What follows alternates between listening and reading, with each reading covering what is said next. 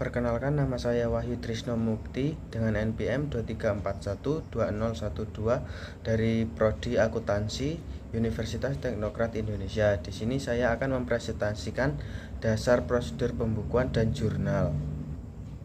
Pengertian dasar prosedur pembukuan dan jurnal.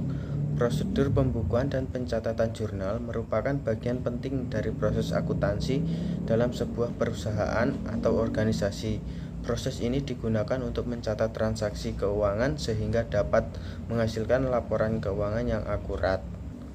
Berikut adalah dasar-dasar prosedur pembukuan dan jurnal.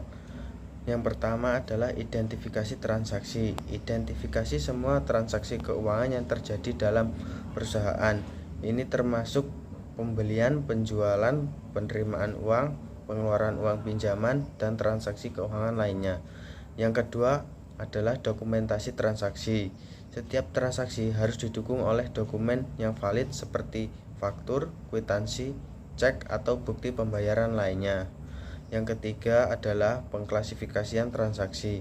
Klasifikasikan setiap transaksi ke dalam jenis-jenis akun yang sesuai. Misalnya, transaksi penjualan akan dicatat dalam akun pendapatan, sedangkan pembelian akan dicatat dalam akun biaya. Yang keempat adalah pembuatan jurnal. Setelah transaksi diidentifikasi dan diklasifikasikan, buat entry jurnal. Entry jurnal adalah catatan tertulis yang mencatat transaksi termasuk tanggal, jenis transaksi, akun yang terlibat, dan jumlahnya. Yang kelima adalah penyusunan jurnal umum. Seluruh entry jurnal dikumpulkan dalam jurnal umum.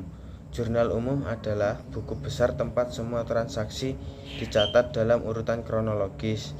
Yang keenam adalah posting ke buku besar. Setelah mencatat entry jurnal dalam jurnal umum, entry tersebut harus dipindahkan ke buku besar. Buku besar adalah kumpulan akun-akun yang mencatat saldo setiap akun. Yang ketujuh adalah penyesuaian jurnal. Lakukan penyesuaian jurnal pada akhir periode akuntansi untuk mencatat transaksi yang belum tercatat, seperti penyusutan aset atau pendapatan yang masih harus diterima. Yang kedelapan adalah penutupan jurnal. Setelah penyesuaian dilakukan, lakukan penutupan jurnal untuk menghapus saldo sementara dan memindahkannya ke akun modal pemilik. Hal ini mempersiapkan buku besar untuk periode akuntansi berikutnya. Yang kesembilan adalah penyusunan laporan keuangan. Gunakan data dari buku besar untuk menyusun laporan keuangan seperti neraca, laporan laba rugi, dan laporan arus kas. Yang kesepuluh, audit dan verifikasi. Laporan keuangan harus diaudit dan diverifikasi oleh pihak yang berwenang untuk memastikan keakuratan dan kepatuhan dengan peraturan akuntansi yang berlaku. Yang ke-11 adalah penyimpanan dokumen. Simpan semua dokumen yang terkait dengan transaksi keuangan dengan baik, karena mereka mungkin diperlukan untuk tujuan perpajakan atau audit. Sekian presentasi dari saya, terima kasih.